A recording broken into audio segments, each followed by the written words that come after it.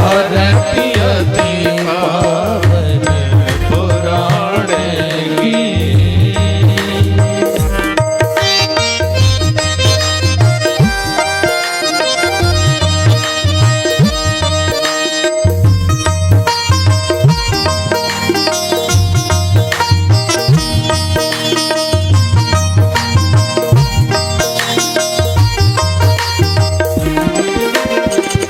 विषय विलास विमोह विनाशिनी, विलास विमोह विनाशिनी, विमल विराग विवेक विकासिनी, भगवत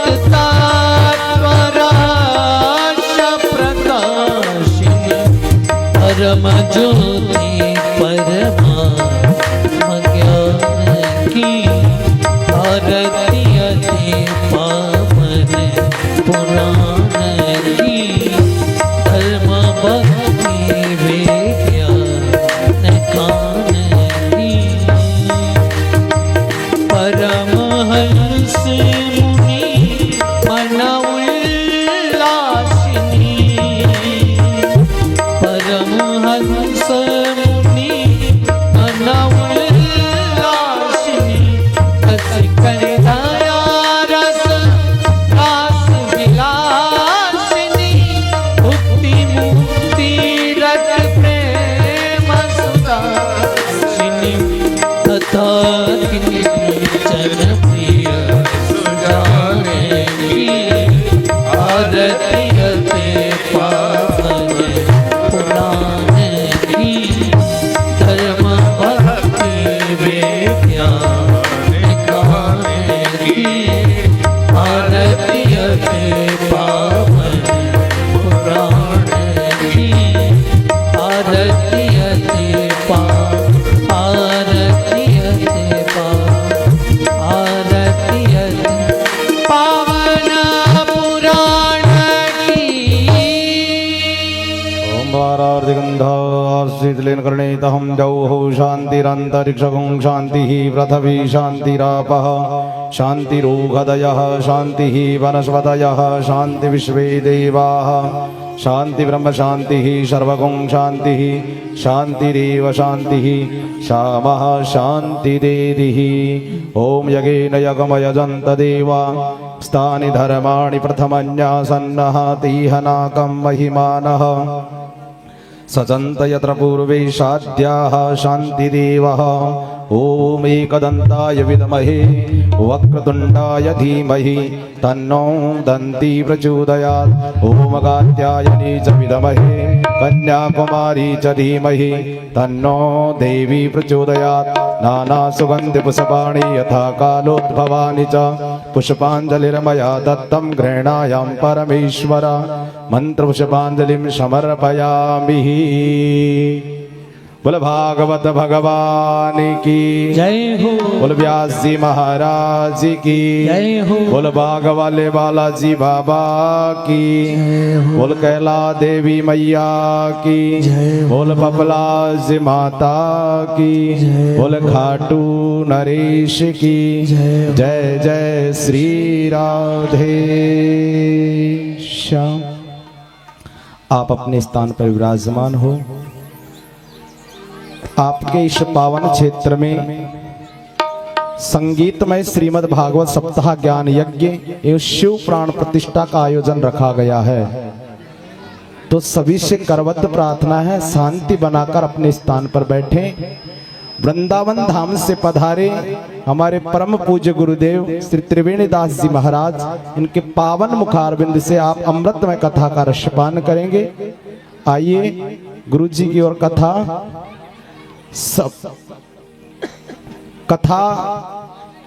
का रसपान करेंगे।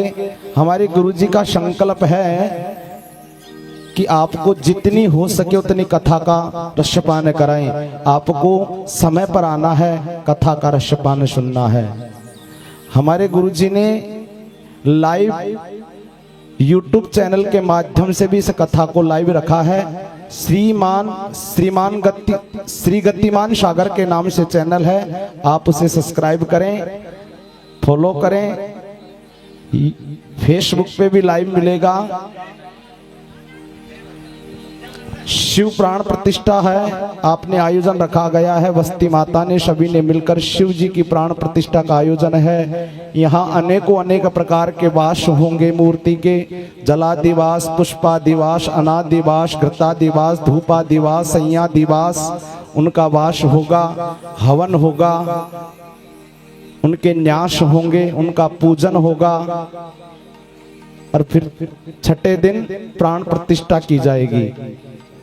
तो सभी मिलकर सुबह यजमान बंधु जो पूजा में बैठे हैं वो 9 बजे आपको यहाँ उपस्थित होना है। 9 बजे से 11 बजे तक पूजन का कार्यक्रम चलेगा, उसमें पूजा होगी, भगवान का वास होगा। फिर 11:30 बजे से कथा, 11:30 बजे से कथा प्रारंभ होगी और शाम को फिर वास किया जाएगा भगवानों का। अनेक प्रकार के वास होंगे, अलग अलग प्रकार के वास। आज जलादिवास में भगवान का वास किया जाएगा। आइए आप हम और सब कथा की ओर चलते हैं। बोलो वृंदावन बिहारी लाल की जय हो। बोलो बस्ती माता की जय। जय जय श्री राधे। हरि ओम।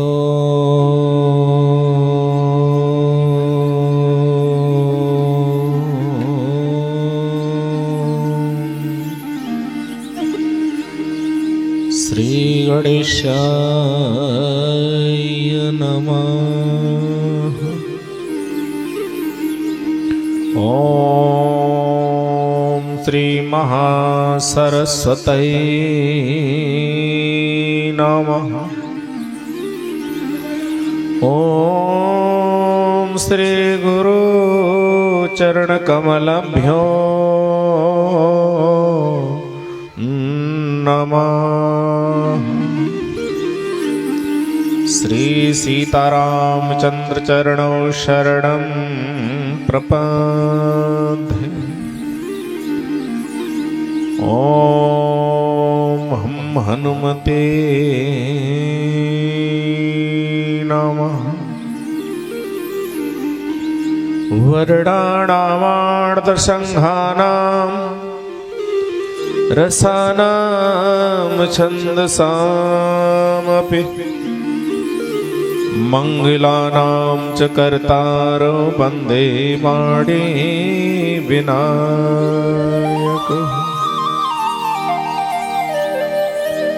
सर्वमंगलमांगल्ये शिवे सर्वार्थकसाधके शरण्ये त्र्यंबके गौरी नारायणी नमोस्तुते। नारायणं नमस्कृत्यं नरं चैव नरोत्तमं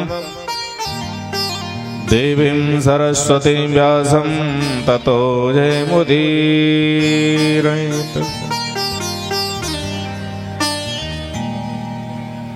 गुरुर्ब्रह्मा गुरुर्विष्णु गुरुर्देव महेश्वरा गुरुर्साक्षात् परब्रह्मा तस्मै श्री गुरवे नमः। अचिंत्य व्यक्त रूपाय निर्गुणाय गुण्यात्मने समस्त जगदाधार मूर्ते ब्रह्मंडे नमः। भवानी शंकरं वन्दे श्रद्धा विश्वासरूपिणो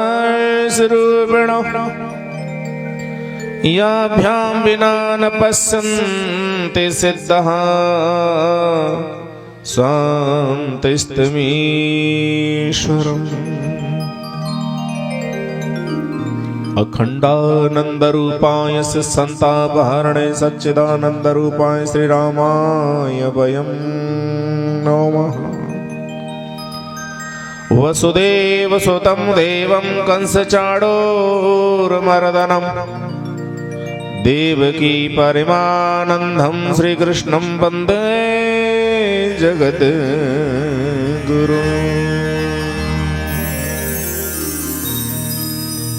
अतुलितबलधामं हेमशैलावदेहं धनजवनकृशानं ज्ञानिनां गुरुगण्यं सकलगुणनिधानं वानराणामधीशं रघुपतिभक्तं वातजातं नमामि। व्यासाय विष्णुरूपाय व्यासरूपाय वैष्णवे नमो वै ब्रह्मणदेवासिष्ठाय नमो नमः। यं प्रव्रजन्तमनोपीतं पीतिकृत्यं देपायनो बृहकातर्याजुहावः पुत्रेत तन्मतातरवने द्विष्टं सर्वभूतहृदयमुनिमानतो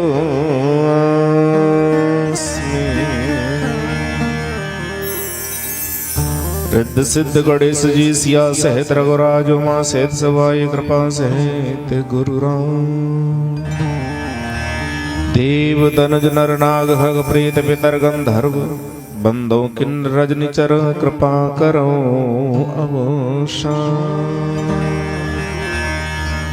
कथा प्रारंभ होते है सुनो वीर हनुमान आसन हृदय में लीजिए आए पवन कुमार आए पवन कुमार।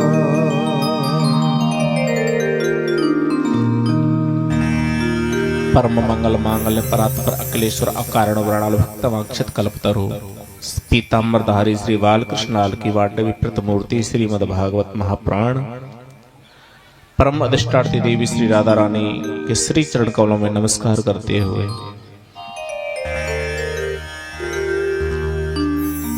प्रातः श्रेणी वंदनी अर्चनी परम श्रद्धेय श्री सदगुरुदेव जी महाराज के श्री चरण कमलों में नमस्कार करते हुए ज्ञात अज्ञात प्रत्यक्ष प्रत्यक्ष में छुपी हुई सभी देव शक्तियों के लिए प्रणाम करता हुआ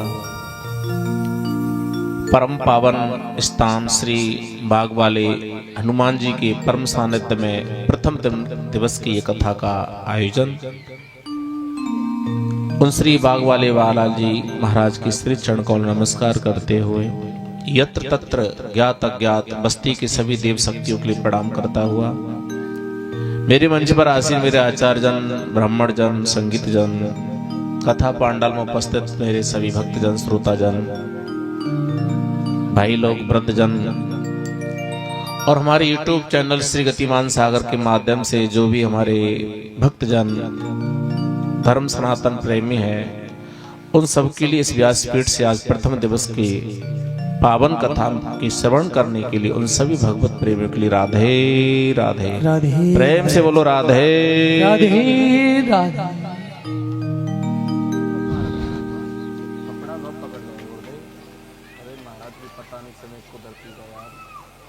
महाराज मेरी बात मान लो कर भाई साहब मानसिक तनाव है जाते।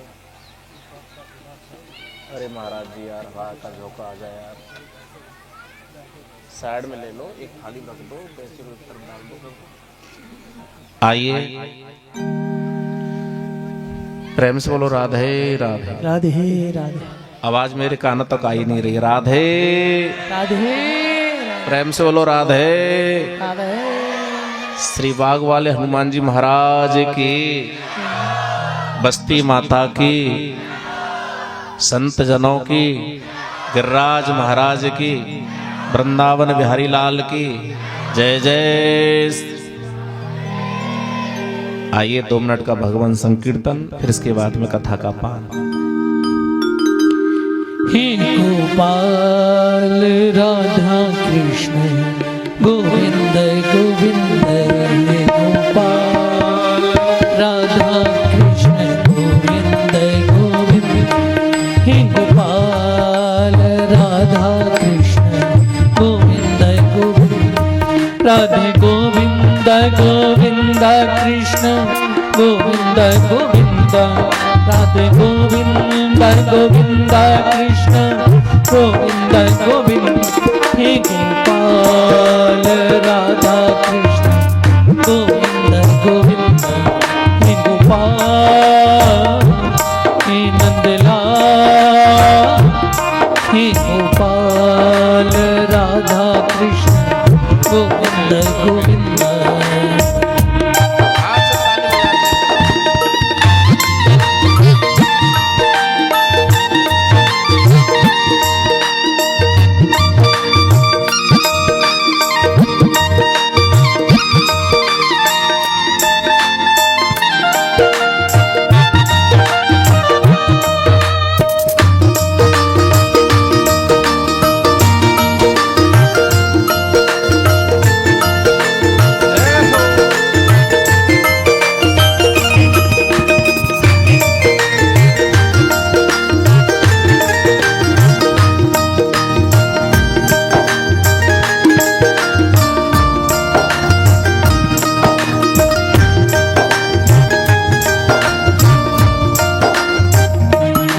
कृष्ण गोविंद गोविंद राधे गोविंद गोविंद कृष्ण गोविंद गोविंद राधे गोविंद गोविंद कृष्ण गोविंद गोविंद राधे गोविंद गोविंद कृष्ण गोविंद गोविंद राधे गोविंद गोविंद कृष्ण गोविंद गोविंद राधे गोविंद गोविंद कृष्ण गोविंद गोविंद राधे गोविंद गोविंद हे गोपाल राधा कृष्ण गोविंद गोविंद हे गोपाल राधा कृष्ण गोविंद गोविंद हे गोपाल हे नंदलाल हे गोपाल हे नंदलाल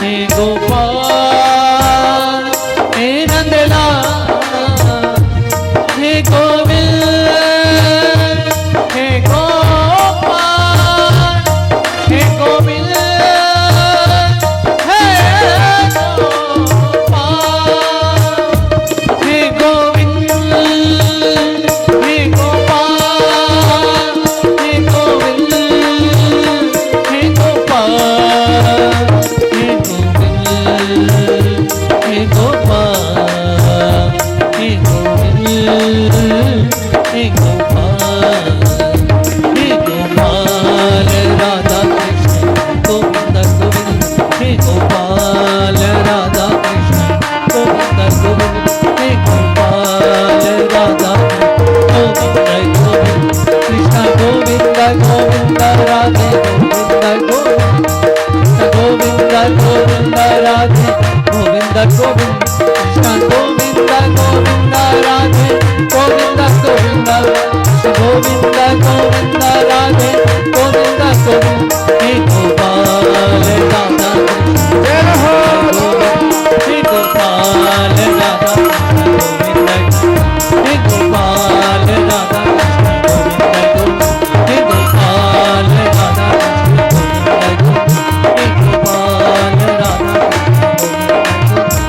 गोपाल राधा गोविंद गोविंद गोपाल राधा गोविंद हे गोपाल राधा राधा गोविंद गोविंद कृष्ण गोविंद राधे गोविंद राधे गोविंद गोविंद कृष्ण गोविंद गोविंद राधे गोविंद गोविंद कृष्ण गोविंद राधे गोविंद गोविंद कृष्ण गोविंद राधे गोविंद गोविंद कृष्ण गोविंद राधे गोविंद गोविंद कृष्ण गोविंद राधे गोविंद गोविंद कृष्ण गोविंद हे गोपाल राधा गोविंद गोविंद हे गोपाल राधा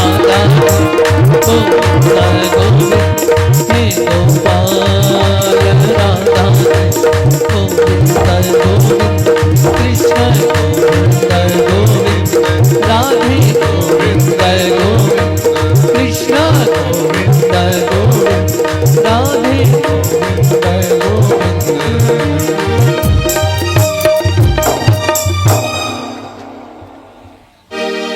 बोलो सांचे दरबार की जय हो। आज श्रीमद् भागवत कथा का ये प्रथम दिवस है। इसकी समस्या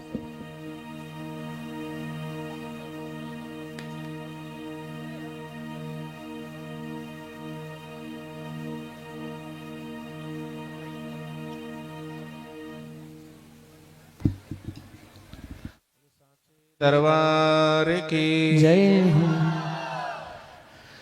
आज बड़ी सौभाग्य की बात है कि आज श्री बागा वाले श्री हनुमान जी के पावन चरणों में ये हमें कथा सुनने का सौभाग्य प्राप्त हुआ।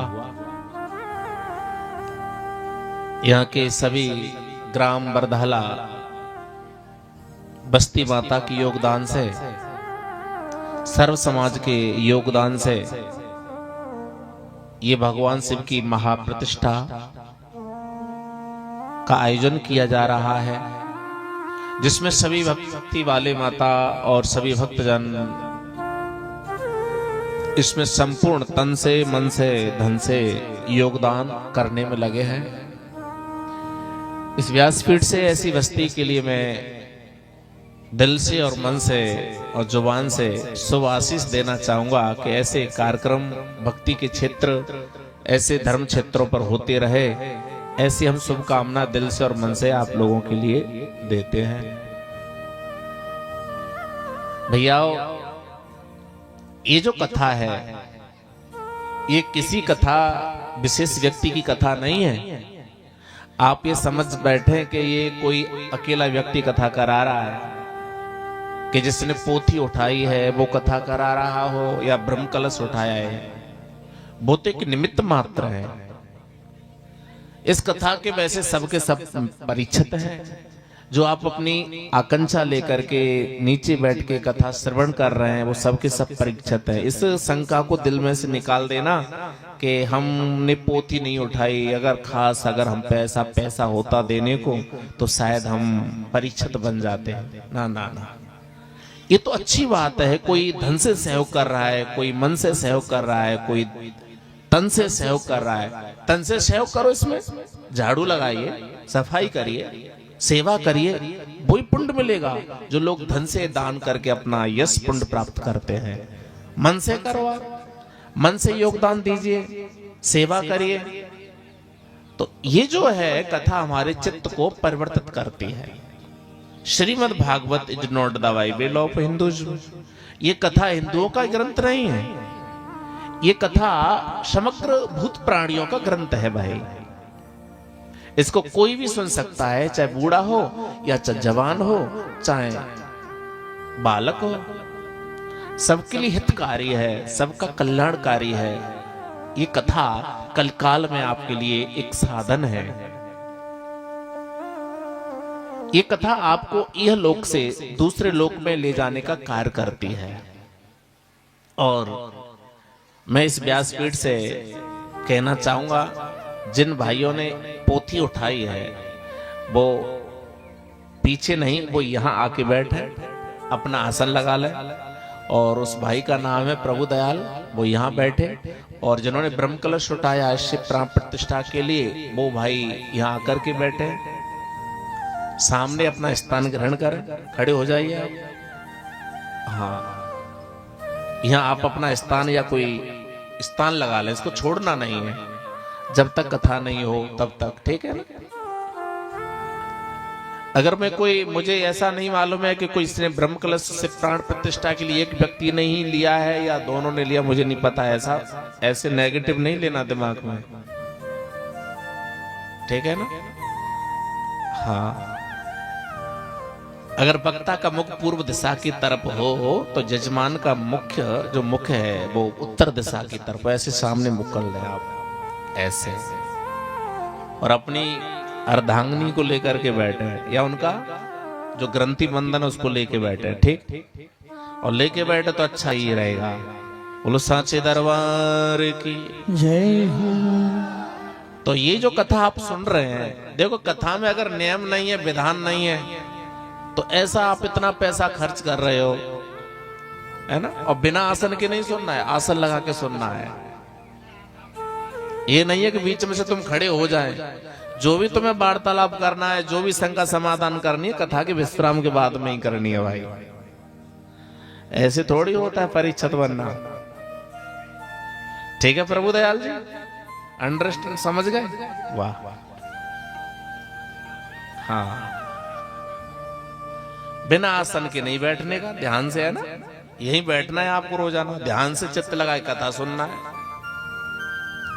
अगर आपको खड़े होके जाना है किसी कारण से, तो इनको अपनी ग्रंथि मंदन मैया को दे जाना। अभी एक भाई हमसे कह रहा था कि आपने माताओं को इधर से उठा के ऐसे क्यों कर दिया। इसका भी कारण होता है। देवी भागवत में कथा आती है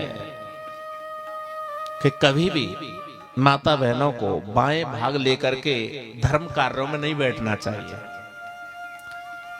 सीधी भुजा की तरफ लेके बैठना चाहिए। इसमें हमारे माताएं भी बैठी हैं, जिन भाइयों की बहन भी है, बेटी भी है, पत्नी भी है ना।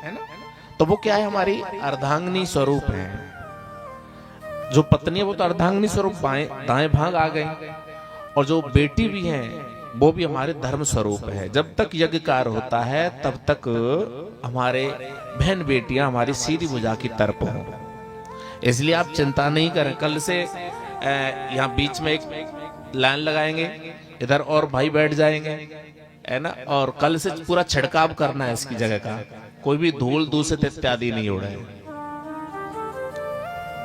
और देखो कल से प्रसाद के लिए व्यवस्था जो करनी है ना, यहाँ डेस्क लगा देंगे, ठीक है ना। ऐसी एक तरीका बनाना है जिससे कि लोगों का आदान प्रदान बना रहे। बोली श्री बाग वाले हनुमान जी महाराज की। ऐसे भगवान श्री कृष्ण की हम ये श्रीमद् भागवत कथा का रसास्वादन करने के लिए बैठे हैं प्यारे। जैसे आप लोगों ने संकल्प लिया है ना दिमाग में कि चलो आज हम अपने गांव में, अपने नगर में, अपनी बस्ती में कथा श्रवण करें, ऐसे ही 88,000 ऋषि थे, उन्होंने संकल्प ले लिया था। किसका? कथा का। क्यों? क्योंकि वो रोजाना यज्ञ करते थे, दान करते थे, हवन करते थे, लेकिन शांति नहीं थी। आप कथा क्यों करा रहे हो? सिर्फ प्रतिष्ठा क्यों करा रहे हो? क्योंकि हमें शांति मिले, हमें पुण्य का लाभ मिले। आप भोजन क्यों करते हो? क्योंकि हमारी भूख मिट जाए।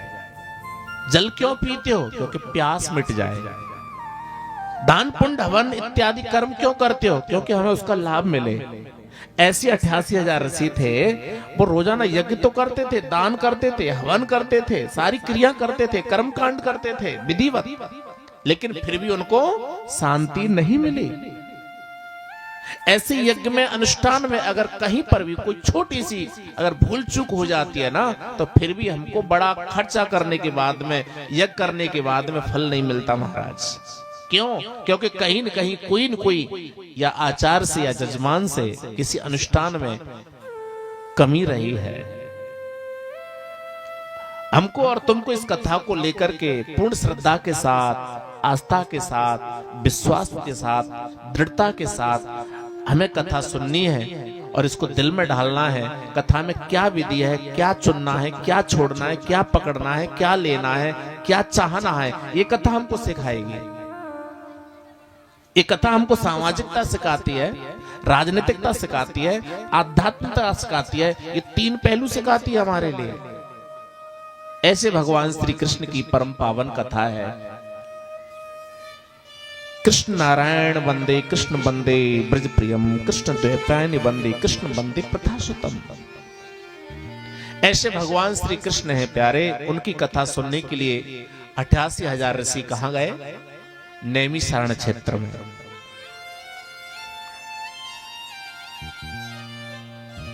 वो कब गए?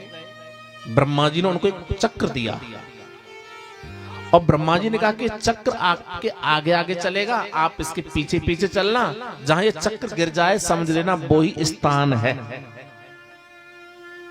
तो चक्र अब क्या है? अब चक्र कोई और नहीं है, हमारा शरीर ही चक्र है प्यारे। ये शरीर क्या है? चक्र है, एक पहिया है।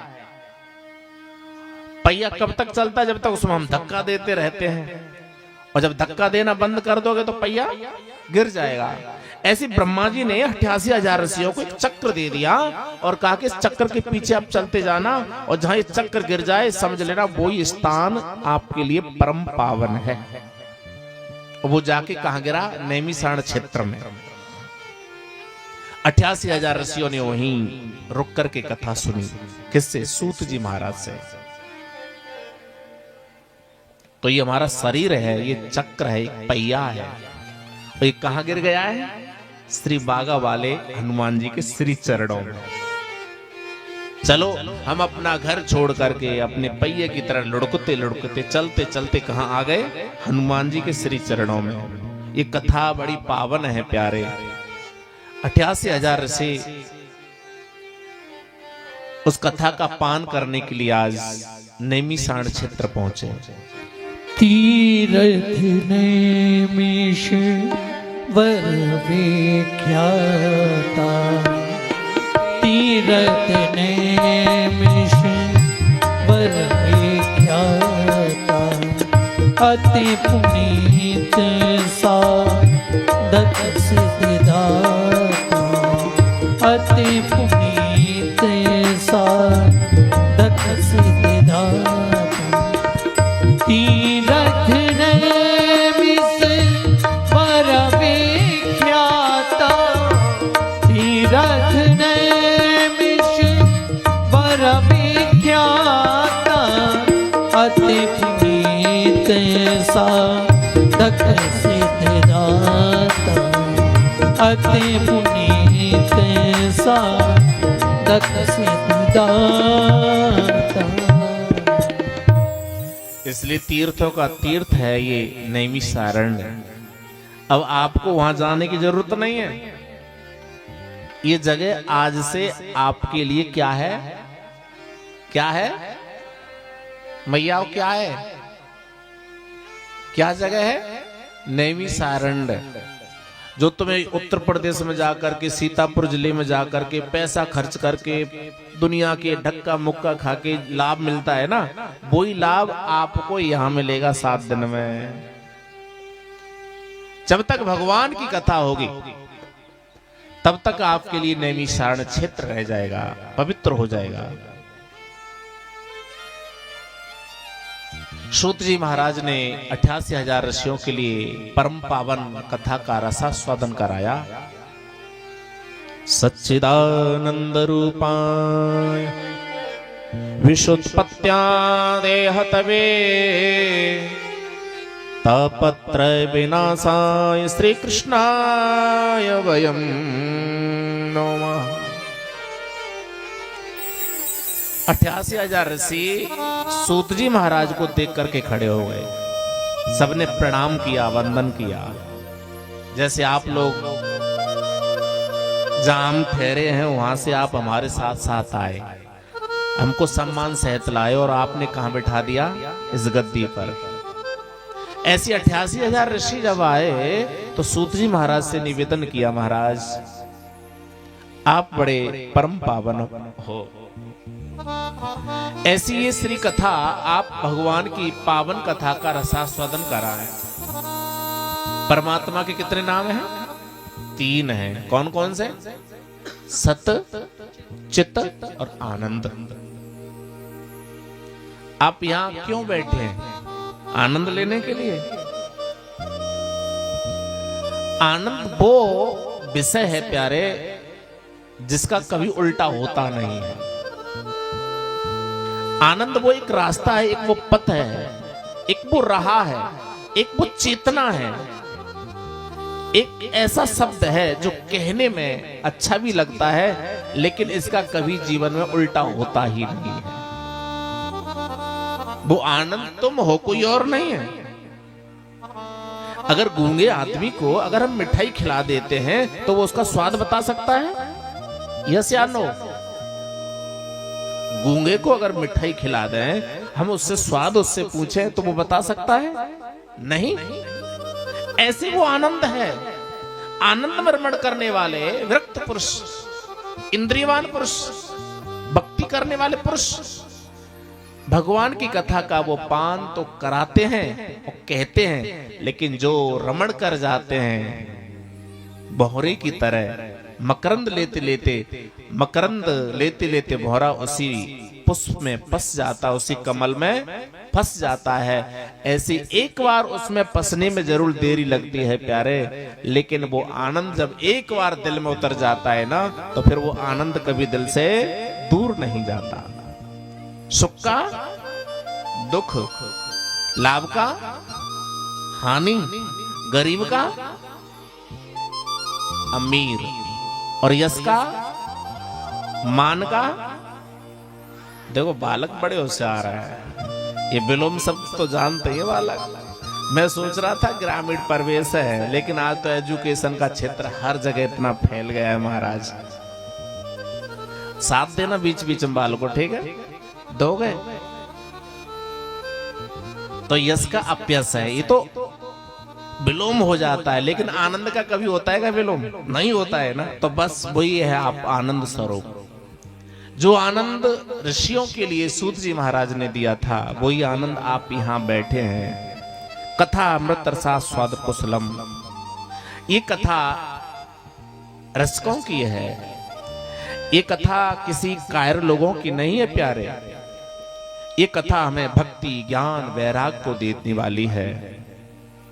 इसी कथा का पान करने के लिए नारद जी सारे लोकों में गए, कुरुक्षेत्र गए, श्वेतवंद रामेश्वर गए, हरिद्वार गए, काशी गए, प्रयाग गए, लेकिन उनको शांति नहीं मिली। हम लोग अपना घर छोड़ के तीर्थ तो जाते हैं, लेकिन हमको शांति नहीं मिलती। सत्यम चेतपसा चिकिम, अगर प्यारे जीवन में सत्यता है तो तप की आवश्यकता नहीं है। अगर हमारा मन पवित्र है तो तीर्थ की आवश्यकता नहीं है। इसलिए हर एक व्यक्ति को जरूर तीर्थ जाना चाहिए, लेकिन तीर्थ जाके स्नान तो व्यक्ति करता है, लेकिन मन से स्नान नहीं करता है। इसलिए व्यक्ति को तीर्थ जाने से जो फल मिलता है वो हमें एक ही फल की प्राप्ति होती है, तीर्थ ना है एक फल। और संत मिले फल चार, और सदगुरु मिले अनंत फल, कहेत कबीर। इसमें कोई आश्चर्य की बात नहीं है प्यारे। ये जगह आपके लिए आज से नहीं, पहले से ही, जब से प्रतिष्ठा हुई है बागा वाले हनुमान जी की, महाराज इनकी कृपा से ये जगह तीर्थ हो गई है। लेकिन अब इसमें कथा होने पर और प्रतिष्ठा होने पर 4 चांद और लग जाएंगे। ये बड़े सुंदर स्थान की कथा है।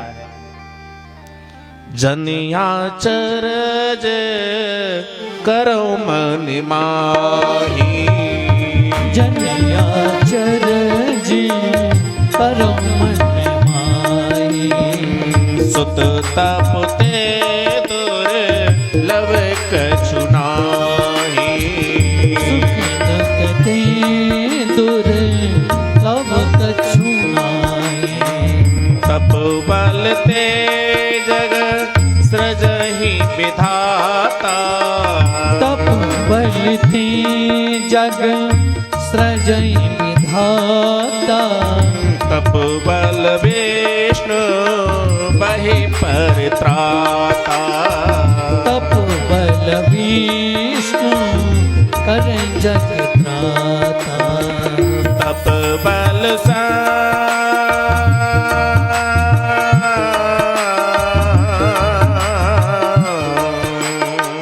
तप बल संभो करई संघारा, तप बल संभो करई संहारा, तप ते अगमन कछु संसारा, तप ते अगमना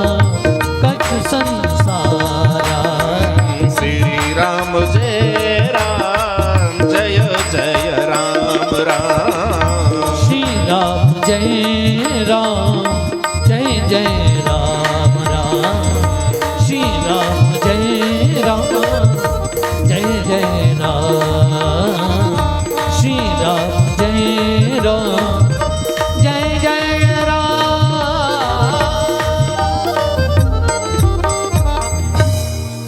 जनियाचरज करो मन माही सुत तपते दुर्लभ कछुराही। इसलिए भैया तप करने से ब्रह्मा सृष्टि पैदा करते हैं, तप करने से भगवान विष्णु जगत का पोषण करते हैं और तप करने से भगवान शंकर जगत का संहार करते हैं। इसलिए तप जो नहीं करता है ना उसका क्या होता है? तप मीन्स तपस्या। लेकिन जो तप नहीं करता है उसका क्या होता है? तप का उल्टा कर दो, क्या हुआ? पत। और इसमें ना और जोड़ दो, पतन। जो तप नहीं करता है ना उसका एक दिन निश्चित पतन होता है। जो लोग पतन की तरफ जा रहे हैं, क्षय की तरफ जा रहे हैं, नकारात्मक सोच की तरफ जा रहे हैं ना, ऐसे व्यक्तियों के लिए तप की आवश्यकता है। तो नारद जी तपस्वी थे, तीर्थ गए, कथाएं सुनी, लेकिन दिल दिमाग में शांति नहीं मिली। आपसे हम कहें कि आप भगवान की कथा सुन लो और उसी समय पर आपको बड़ी जोर की लगी है भूख, तो तुम क्या कहोगे? भाई पहले तो मुझे रोटी चाहिए, जाके बाद में कथा सुनूंगा, ये तो कहोगे ना। तो कहने का मेरा औचित्य है कि ये कथा आपको संतुष्टि भी दिलाती है, आश्रय भी दिलाती है। नारद जी को तीर्थों में शांति तो नहीं मिली, क्योंकि तीर्थों में देखा, उसमें लिखा है सत्यम नास्ति तप शौचम दया दानम न विद्यते उदर भरणम जीवा वराका कुटु भाषण। लोग सब अपने जीव को पार्जन में लगे हुए हैं, मिथ्या भाषण करते हैं, मिथ्या हुए, दम्भी हो गए, अहंकारी हो गए। इसलिए पता है जब वही नारद सारे तीर्थों की परिक्रमा करके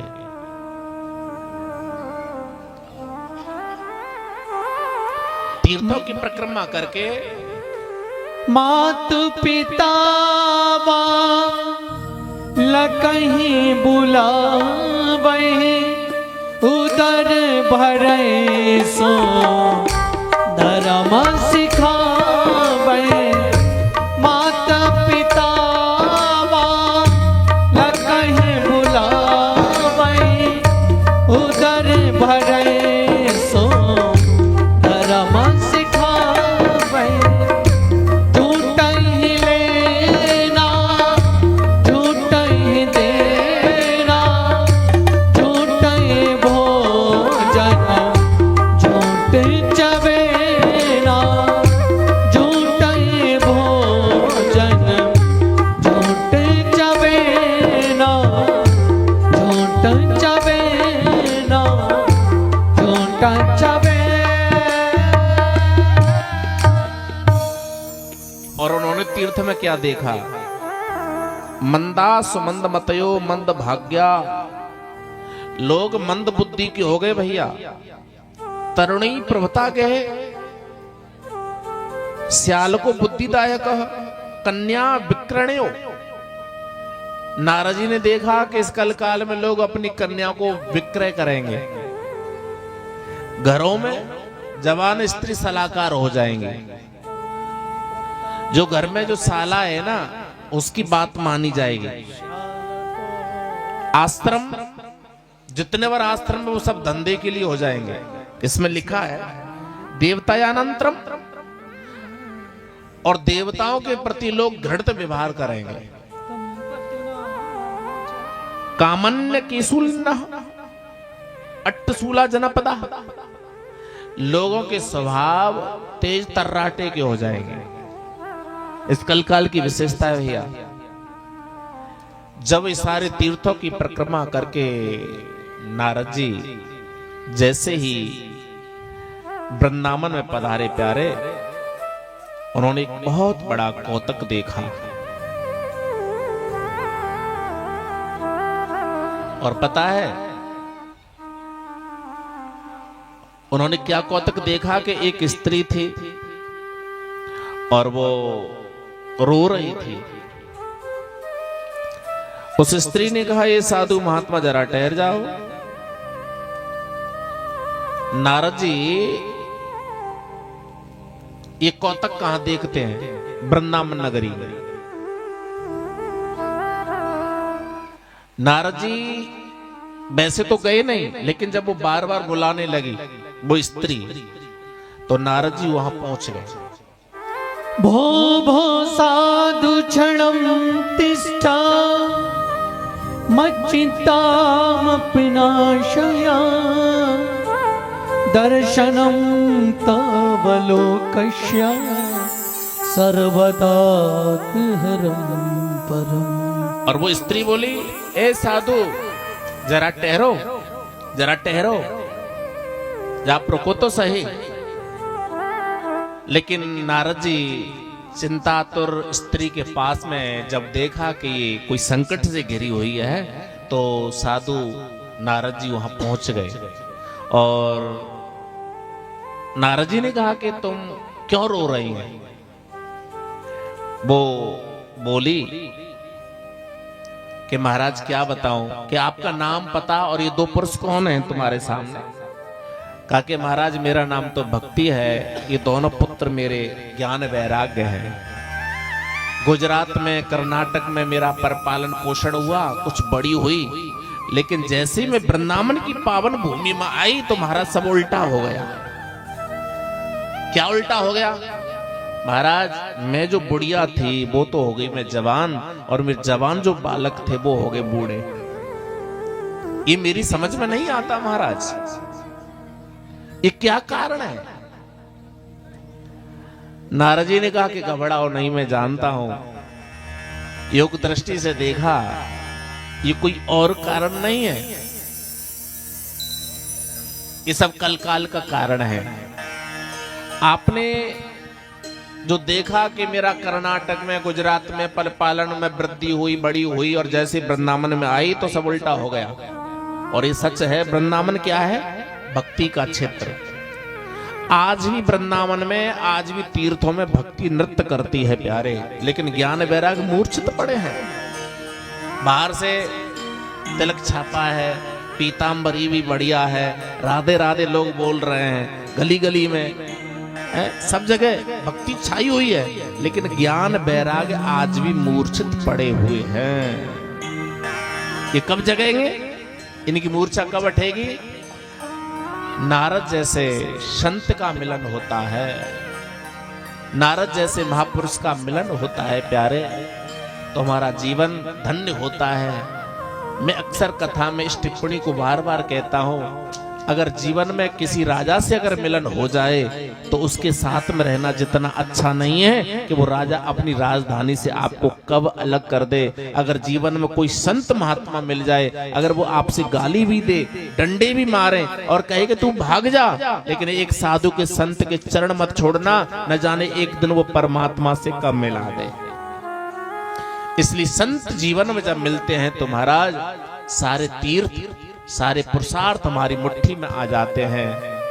इसलिए हमने और तुमने जीवन में संतों का त्याग कर दिया, भगवान के भक्तों का त्याग कर दिया, तभी तो जीवन में सुख नहीं दुख आते हैं। साधु अवज्ञा तुरंत भवानी और कर कल्याण अखिल की हानि। और तब इतना समझ लेना, अब हरि से मिलन होगा। जब संत मिलन हो जाए, तेरी बाणी हरि गुण गाए। जब संत मिलन हो जाए, तेरी बाणी हरि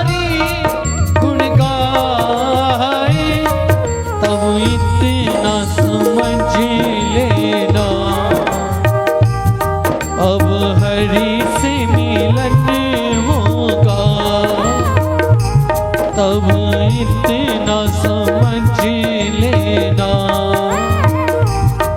अब हरि से मिलन होगा।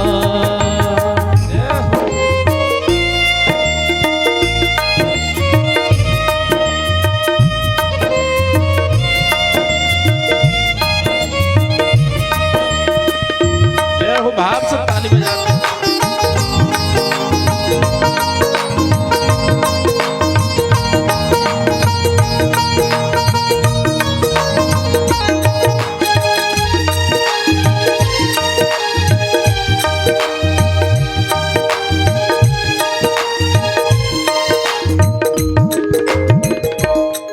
नहीं क्रोध किसी पर आए, नहीं क्रोध किसी पर आए, सब में तो नजर हरि आई, सब में तो नजर हरि आई, तब इतना समझ लेना, अब हरि से मिलन होगा। तब इतना समझ लेना, अब हरि से मिलन होगा।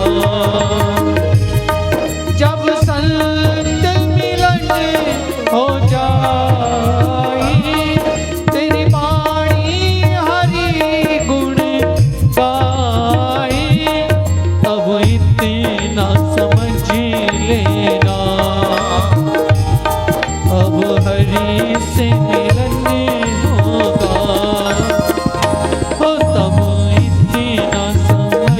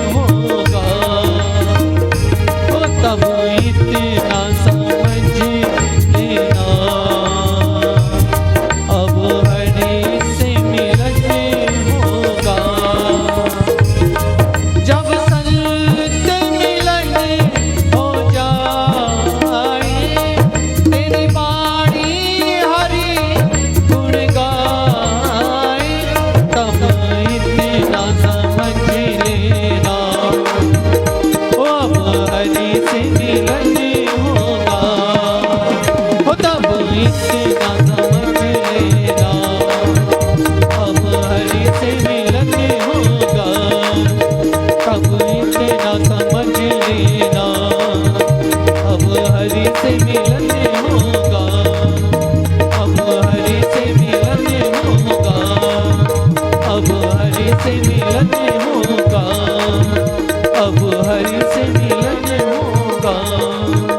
अब हरि से मिलन होगा।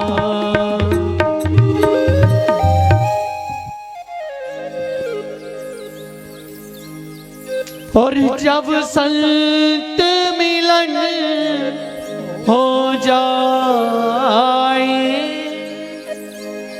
तेरी बाणी हरि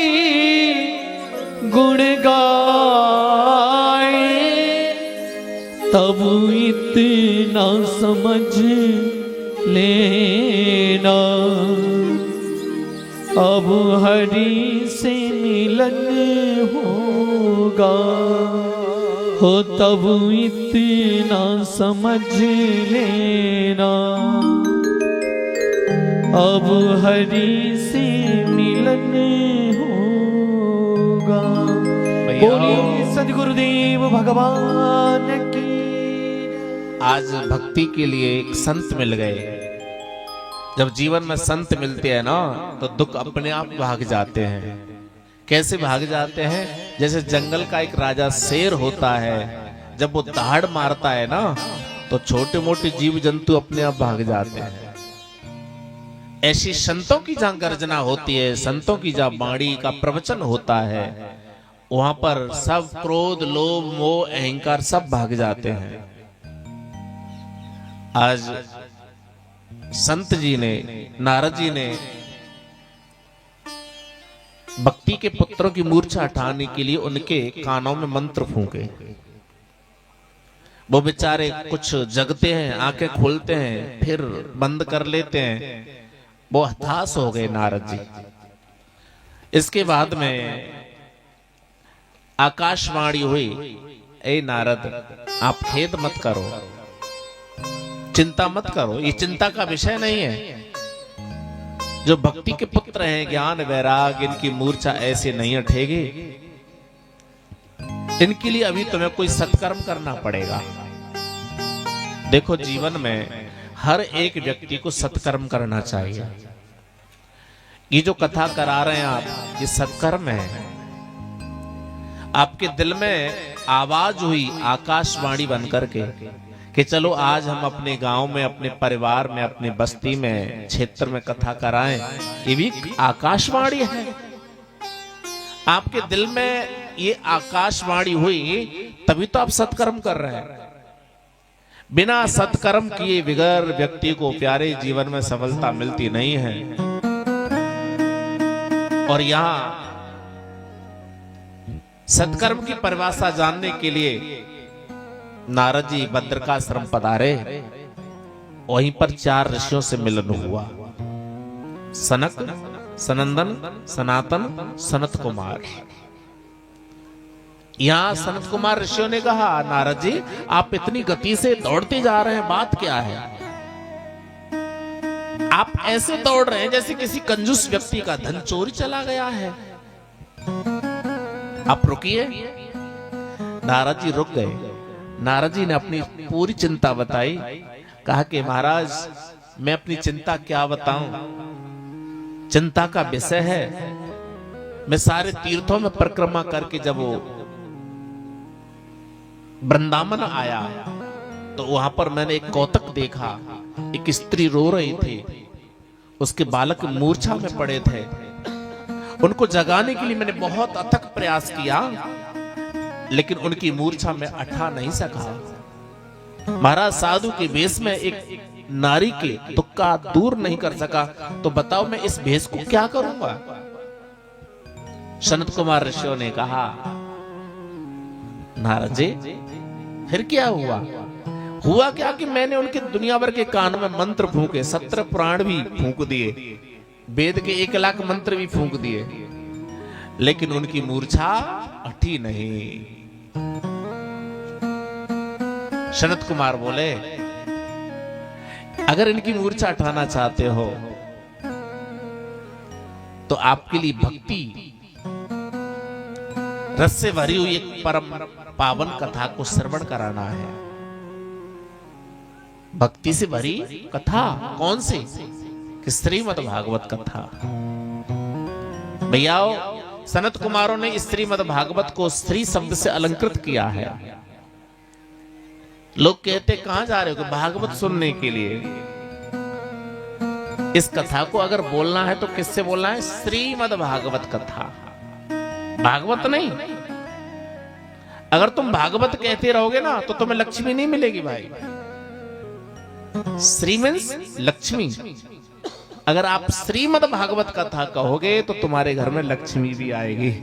अगर तुम भागवत कहोगे ना तो तुम्हारे घर से आयु लक्ष्मी अपने आप निकल के दौड़ेगी। तो क्या कहोगे आज से? श्रीमद् भागवत कथा। ठीक है ना? तो श्री जो शब्द है वो लक्ष्मी स्वरूप है। मद का अहंकार अर्थ होता है। लक्ष्मी वो ही पाएगा जो अपने अहंकार का और मद का त्याग कर देता है। जब अहंकार और मद का त्याग होता है तब लक्ष्मी आती है, तभी भागवत जी आती हैं। भागवत का अर्थ है भक्ति, ज्ञान और वैराग और त्याग को देने वाली कथा है। इस कथा में भक्ति भी है, ज्ञान भी है, वैराग्य भी है, त्याग भी है। ये चारों की चारों चीज इसके अंदर भरी हुई है। ये कथा पांडाल क्या है? एक बाजार है। और जब बाजार जाते हो तो क्या क्या मिलता है? सारी चीज मिलती है ना। जिसको कपड़ा चाहिए उसको कपड़ा मिलता है, जिसको सब्जी चाहिए उसको सब्जी मिलती है, जिसको सोना चांदी चाहिए उसको सोना चांदी मिलता है।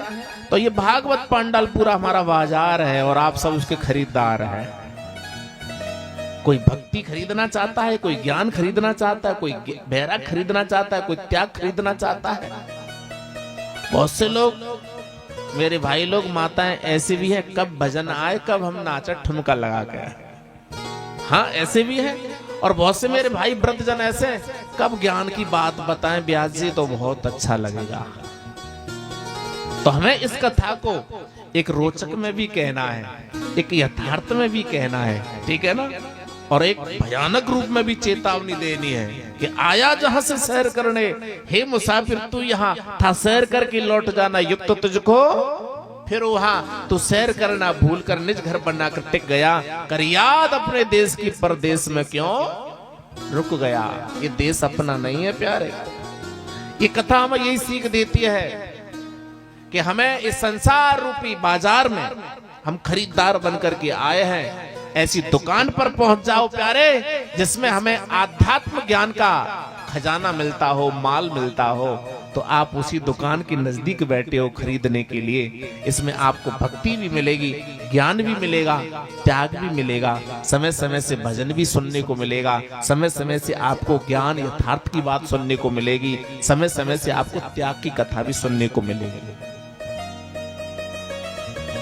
फॉर एग्जाम्पल, सब माताएं भोजन बनाती हैं, न गर्दन तो हिला दियो करो नहीं।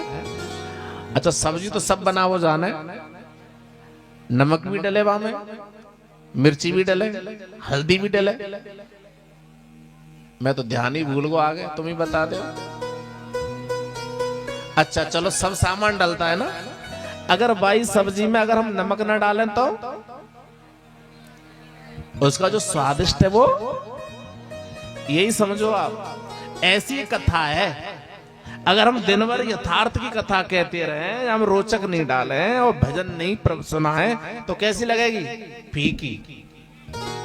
लवड़ बिना बहु ऐसे, भक्तिहीन नर सोहत ऐसे। ऐसी भक्ति के बगैर मनुष्य शोभा को प्राप्त नहीं होता है। बस यही समझ लो।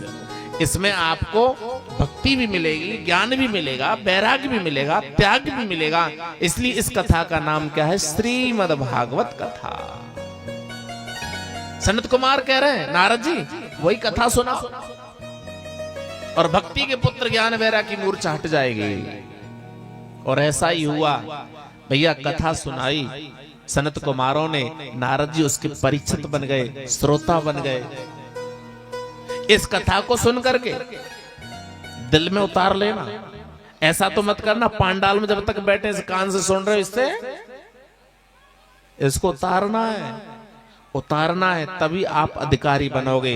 राम कथा सुंदर करतारी और संशय बेहग उड़ावन।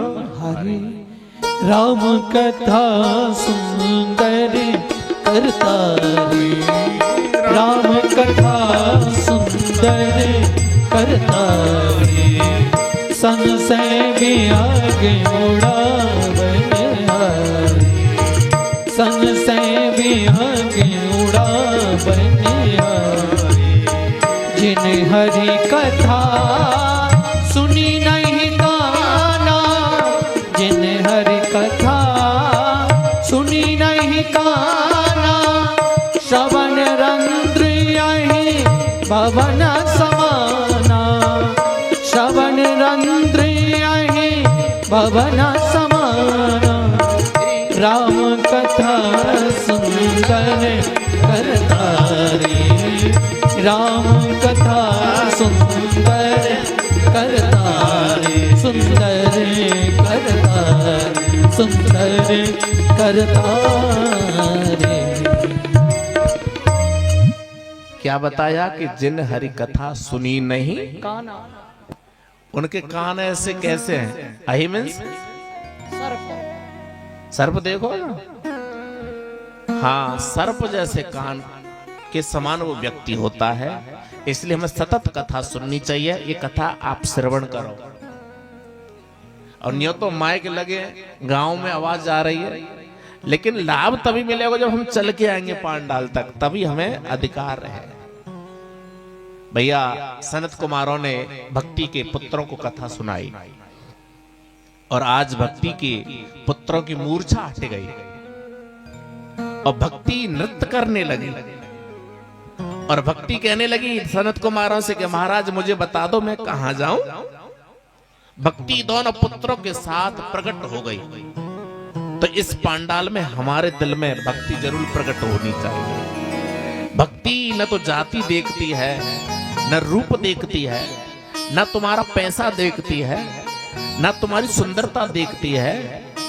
भक्ति देखती है तो प्यारे आपका निर्मल मन देखती है। गोस्वामी जी ने स्पष्ट लिखा है निर्मल मन जन सो मोए पावा निर्मल मन जन सो मोए पावा निर्मल मन जन सो मोए पावा मोहे कपट छल छिद्र न भावा मोहे कपट छल छिद्र न भावा राम कथा के ते अधिकारी राम कथा के ते अधिकारी जिनके सत्य संगति अति प्यारी जिनके सत्य संगति अति पारी निरामल मन जन सो मोए पावा निरामल मन जन सो मोए पावा सो मोए पावा सो मोए पावा। सनत कुमारों ने स्थान बता दिया कि जिसका निर्मल मन हो वहीं चली जाओ। तो भक्ति आपका रूप रंग पैसा नहीं देखती है, वो तो अपने आप तुम्हारे पास आ जाएगी। और देखो इन्हीं नारद जी ने जो कथा संत कुमारों से सुनी थी ना, तो यही कथा एक बार राजा परीक्षित ने भी सुनी थी सुखदेव जी से।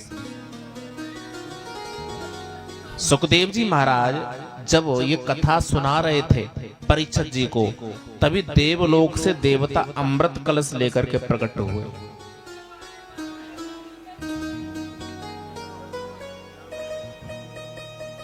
ये जो व्यवस्था है ना, आप कथा के बाद में देखना भैया है,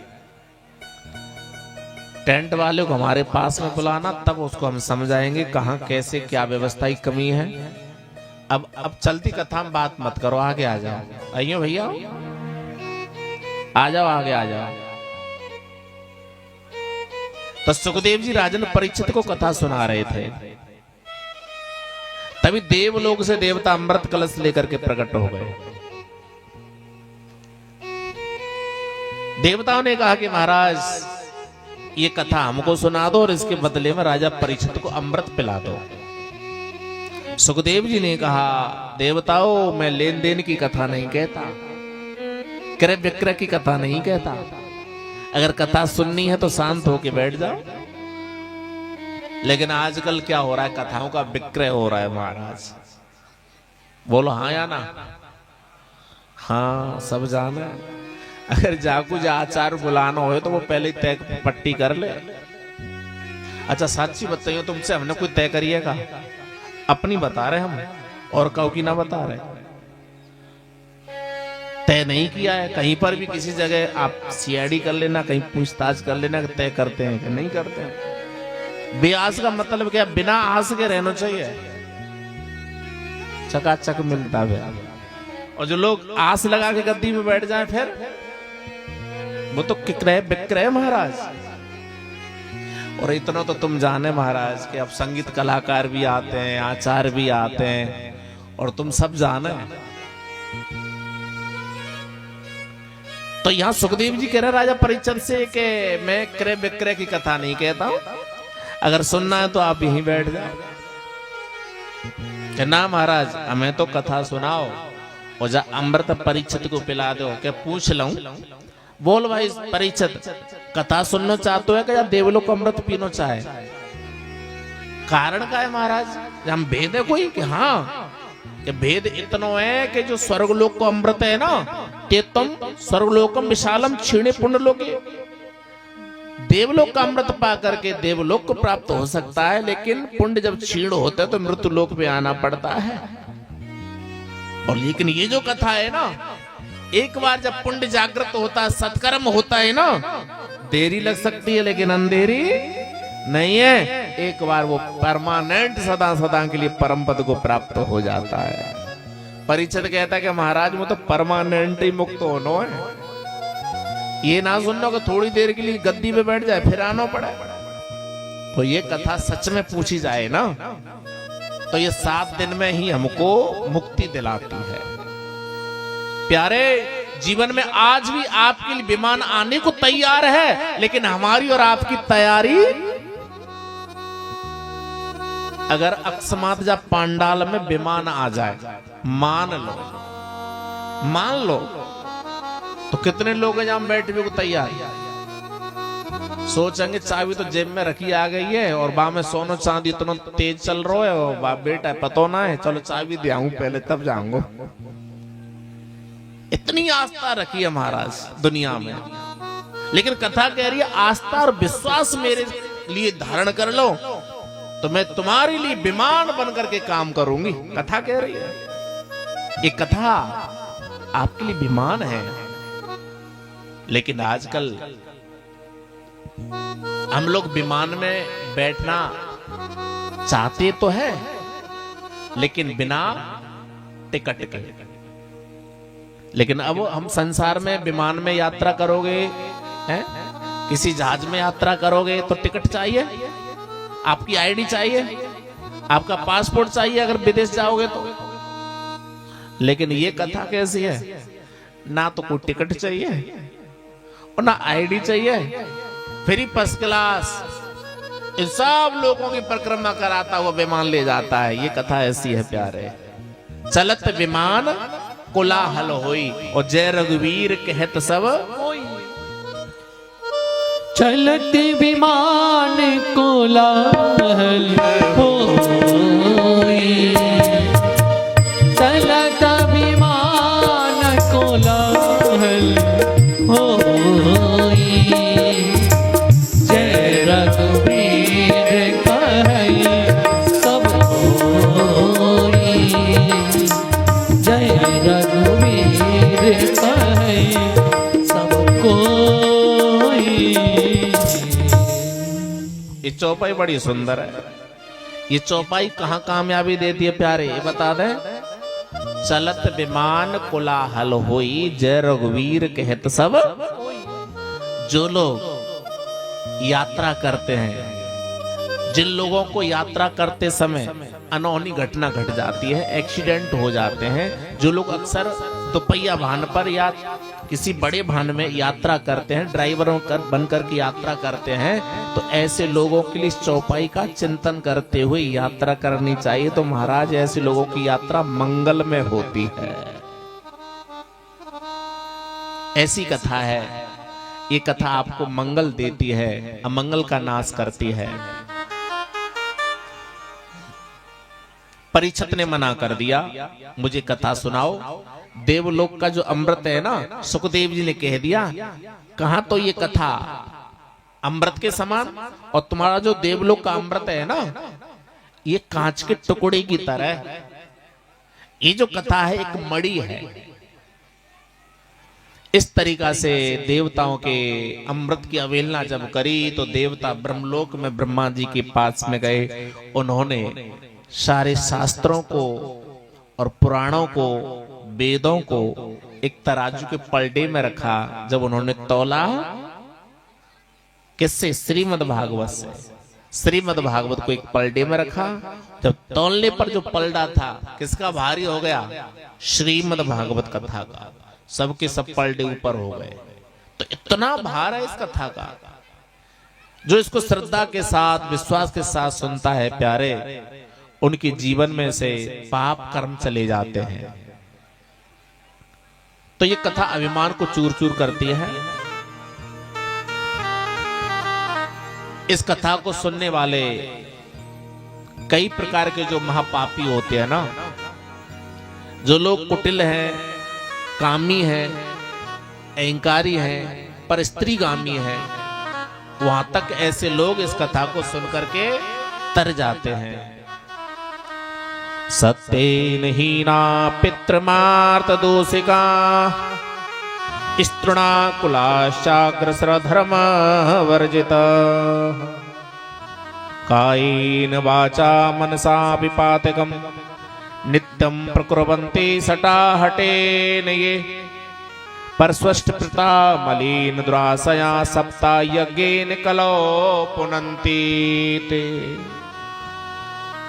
इस कथा के करने से, सुनने से प्यारे, महापापी भी तर जाता है।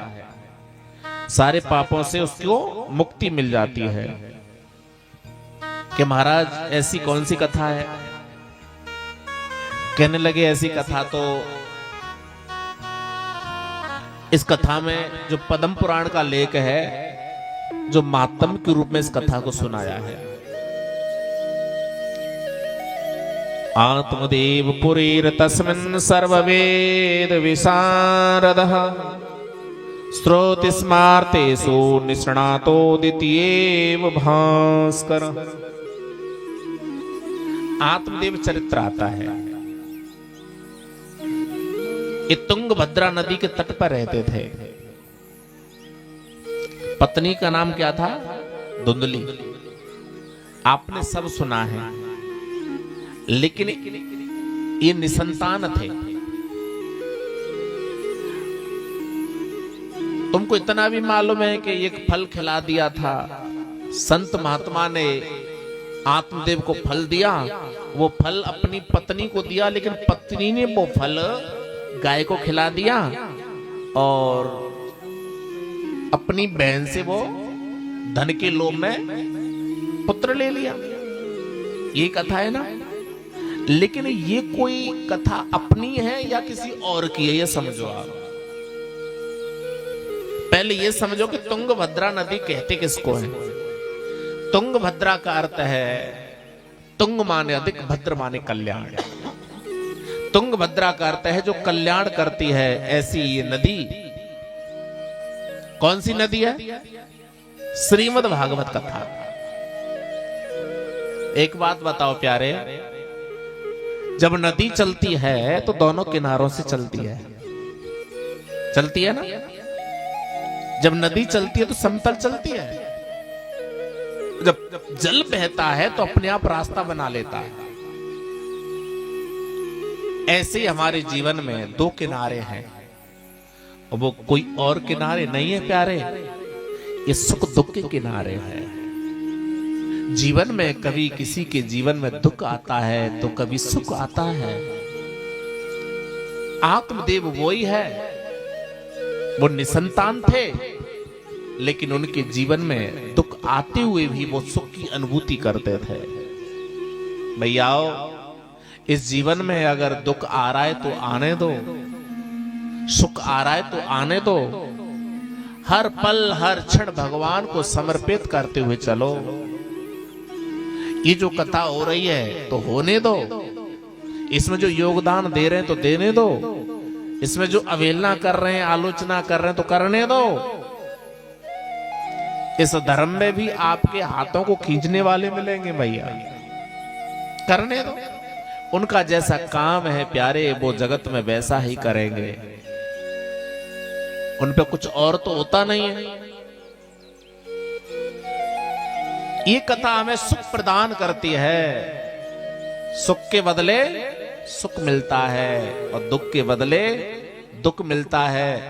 आप चलते रहो, करते रहो, नदी की तरह बहते रहो, लेकिन अपने किनारों के द्वारा किसी को मत काटो।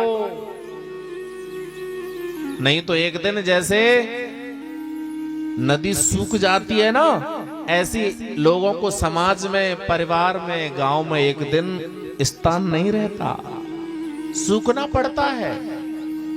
इसलिए मर्यादा से रहना सीखो, आन मान मर्यादा से रहना सीखो। हम और तुम सब आत्मदेव हैं।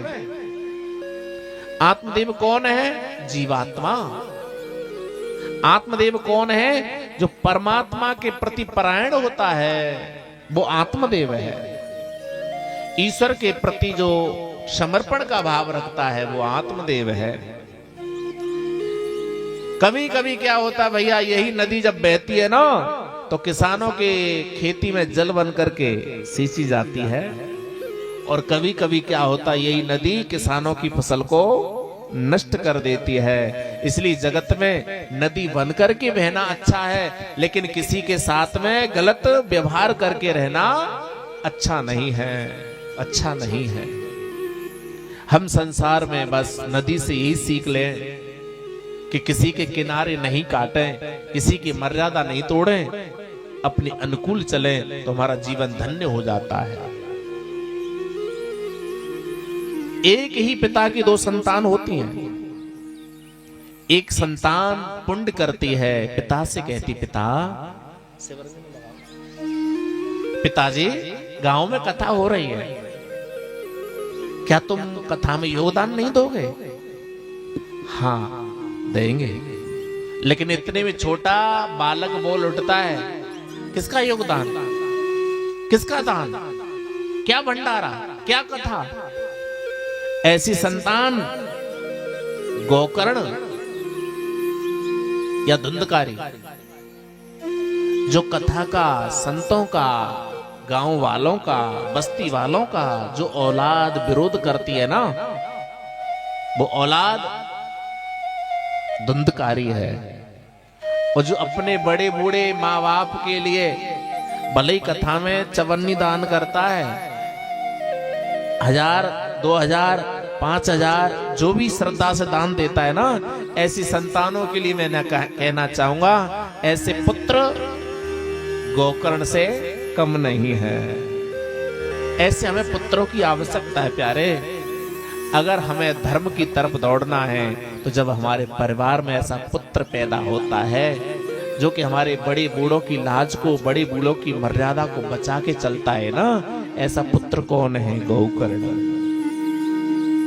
लेकिन पिता कहता है कि बेटा हमारे पास इतना बड़ा दान नहीं है, लेकिन वही बेटा कहता है, पिताजी आप तो भंडारे में एक लिखा या ना कुछ मैं देख लूंगा।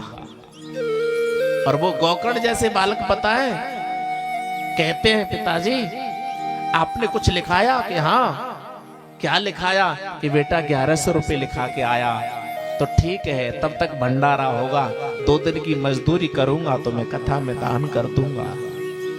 धन्य होते हैं ऐसे बालक। ऐसे बालक अपने माता पिता, बड़े बूढ़े बुजुर्गों का पालन करते हैं, आज्ञा का। ये कथा किसी और की नहीं है, लेकिन पता है जो ये औलाद अपने बड़े बूढ़े माँ बाप के लिए बुढ़ापे में आंख दिखाते हैं, डंडा दिखाते हैं, वहां तक है कि महाराज उनके कपड़ों को भी छीन लेते हैं। बुढ़ा खटिया पर पड़ा है, रोता है और बार बार उनसे कहता है, तुमसे ना तो चला जाता है ना उठा जाता है, तुम्हें किसकी जरूरत पड़ी?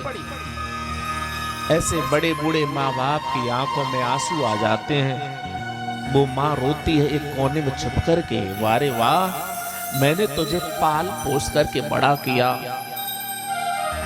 इतना तुझे पढ़ाया, मैं गीले में सोई तुझे मैंने सूखे में सुलाया, लेकिन आज तेरा बाप जब वो पीड़ा से संकट से गुजर रहा है तो आंख दिखाता है रे, तुझे शर्म नहीं आती?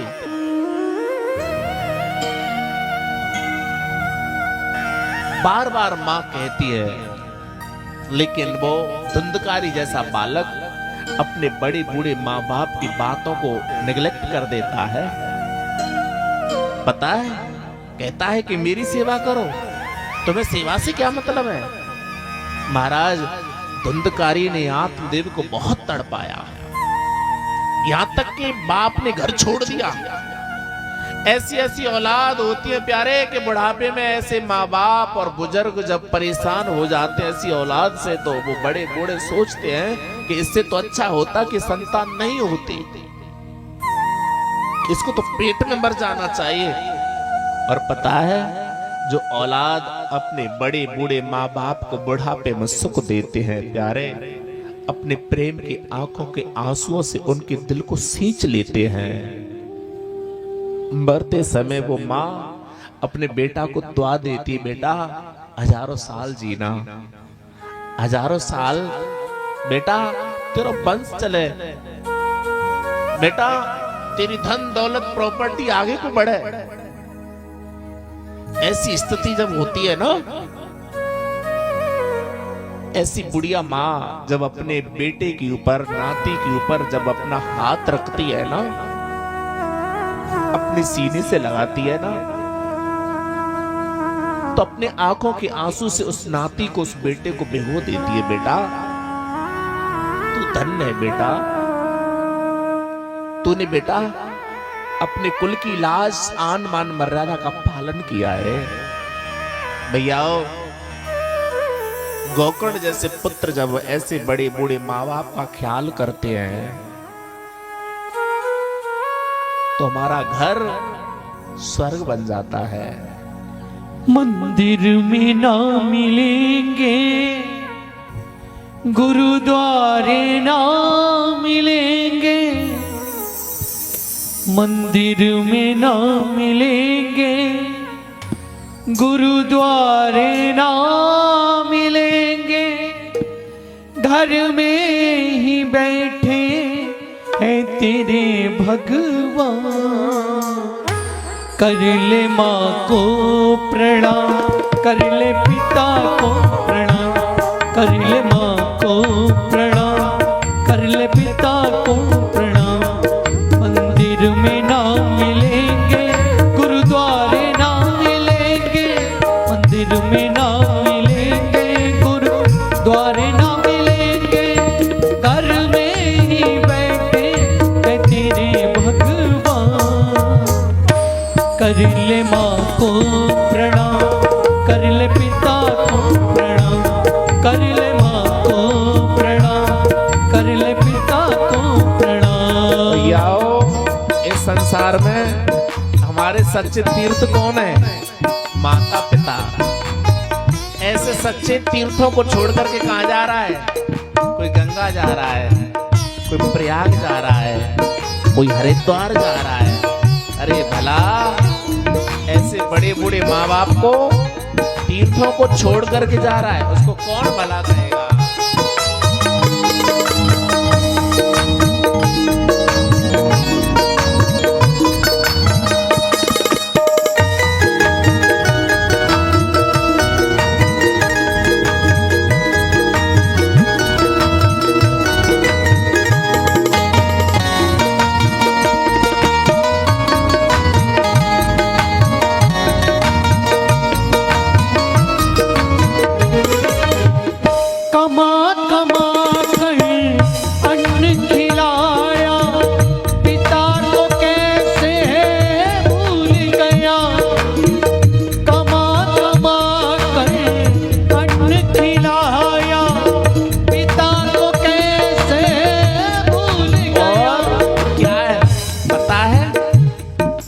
जब एक पिता अपने बालक को पढ़ाता था, है ना, कोई बालक जब कोई नौकरी लग जाता ना, विदेश में वो बालक नौकरी करने चला जाता और बेटा के लिए पिता फोन करता, बेटा आज तेरी माँ बीमार है, बेटा कहता है कि मुझे टाइम नहीं है, मैं ऑफिस में हूँ अर्जेंट काम से, लेकिन फिर 2 घंटे बाद कॉल करना।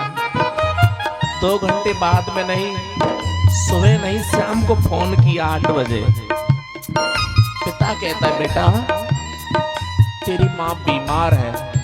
बालक कहता है बीमार बीमार, ऑफिस का पूरा दिन, उधर आपकी बात, मुझे कहाँ टाइम है। पता है जब ऐसा शब्द पिता के लिए जो बालक बोलता है ना, उस पिता से पूछो पसीने की मेहनत करके एक बनियान में 100 छिद्र होते हैं महाराज, फटे टूटे कपड़े पहनता है, लेकिन बच्चे को अच्छे कपड़े पहनाता है। ऐसे माँ बाप को भूलना ये धुंधकारी है भैया। कमा कमा कर अन्न खिलाया, पिता को कैसे भूल गया। उंगली पकड़ कर चलना सिखाया, पिता को कैसे भूल गया।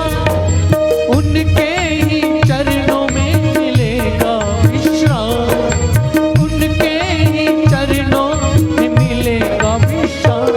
कर ले माँ को प्रणाम, कर ले पिता को प्रणाम, कर ले माँ को प्रणाम, कर ले पिता को प्रणाम। मंदिर में ना मिलेंगे, गुरुद्वारे ना मिलेंगे, मंदिर में ना मिलेंगे, गुरुद्वारे ना मिलेंगे। घर में ही बैठे हैं तेरे भगवान। कर ले माँ को प्रणाम, कर ले पिता को प्रणाम, कर ले माँ को प्रणाम, कर ले पिता को प्रणाम।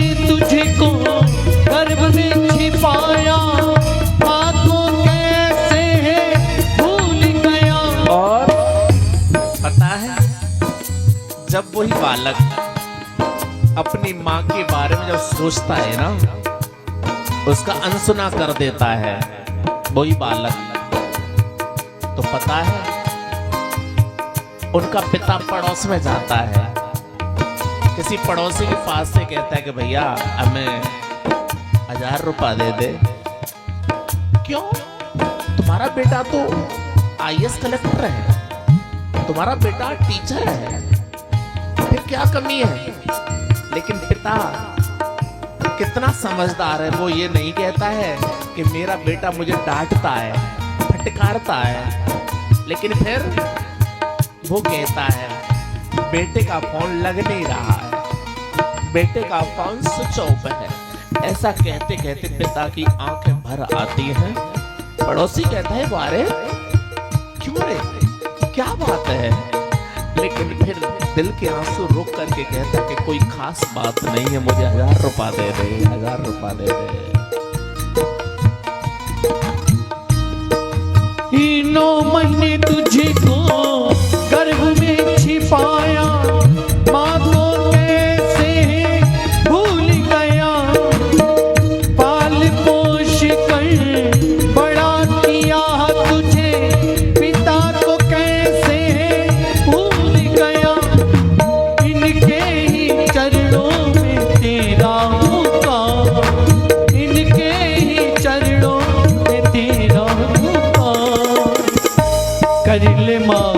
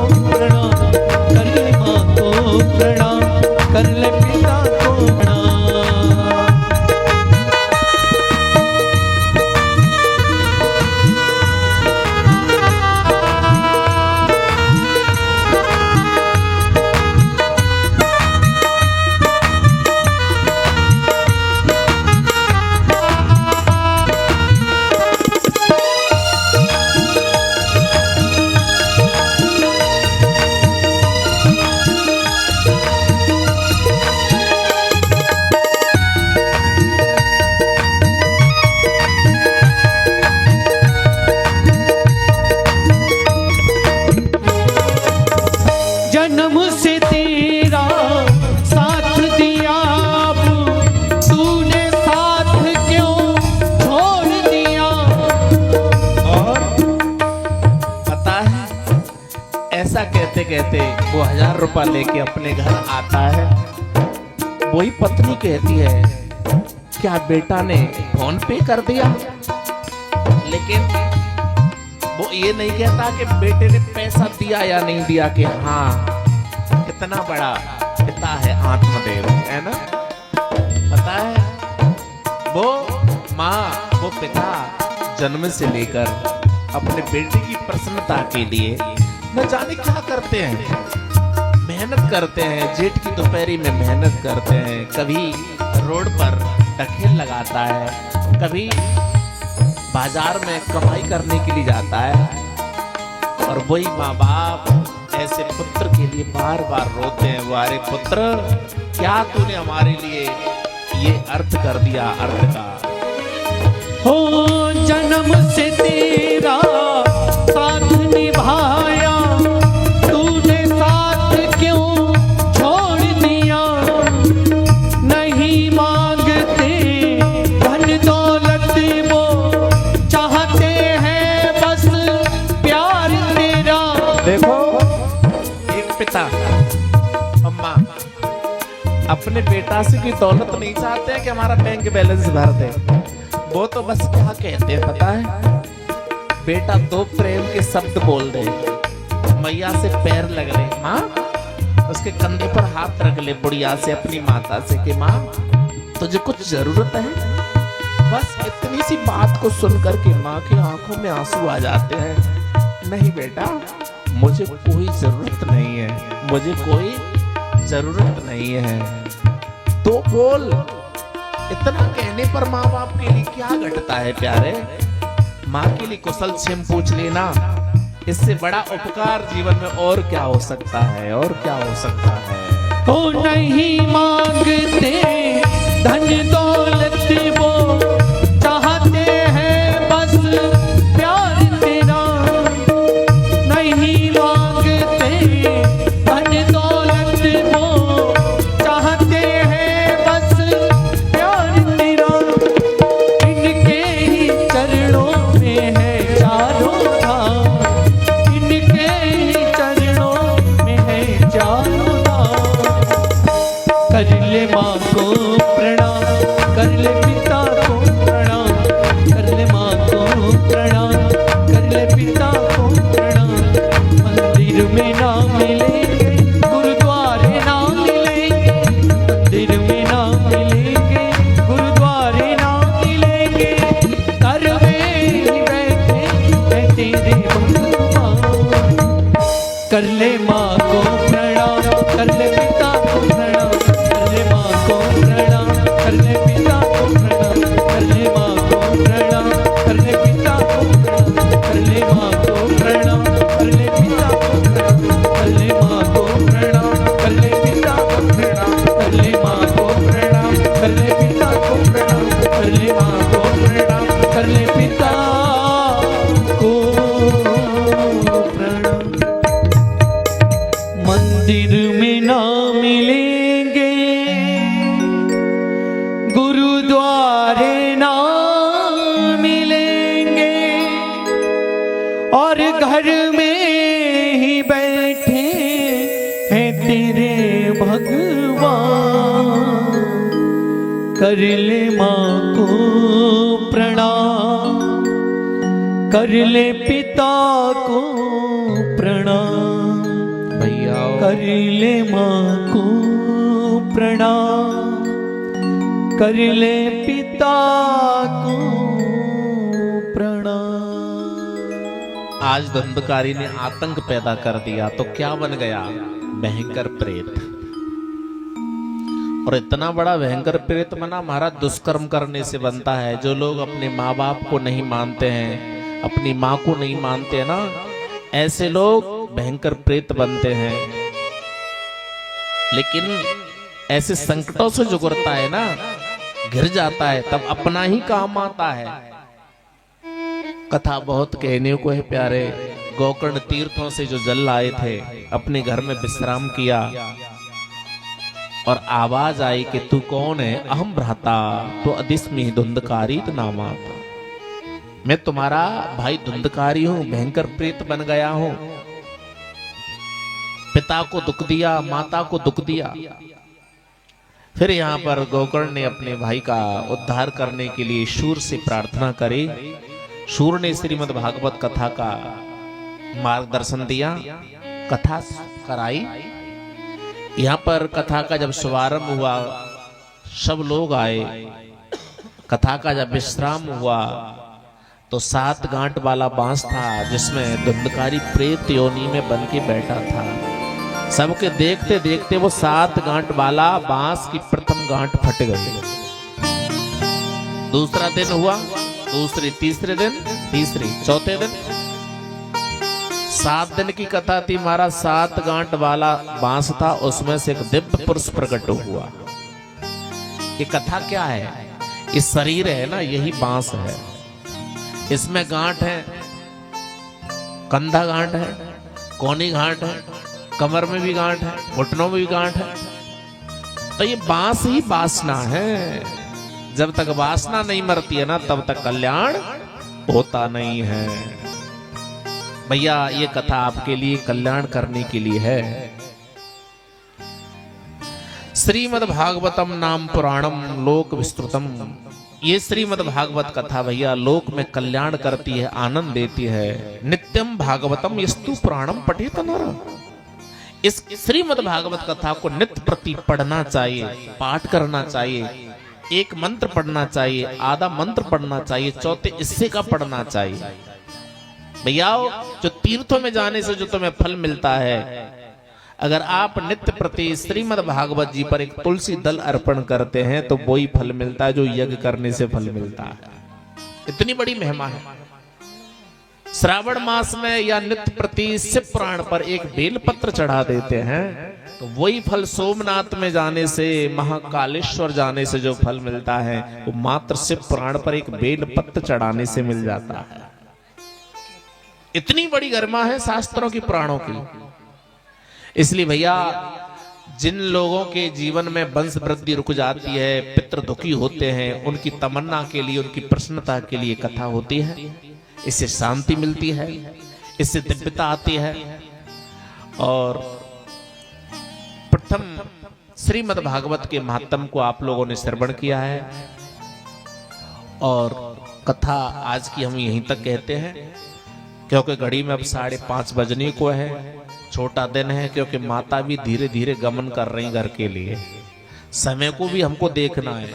सायंकाल का आज कथा का आज प्रथम दिन था तो इसलिए लेट कथा हुई। कल से हमारे कलाकार बंधु स्टेज पर 11:30 बजे आएंगे, हम 12 बजे आसीन होंगे, 4:30 बजे तक कथा किया करेंगे, ठीक है? क्योंकि समय के अनुकूल चलना है, समय छोटे भी हैं तो थोड़ा सा इधर टाइम देखना है और आप जैसे कह देंगे वैसे स्वीकार है।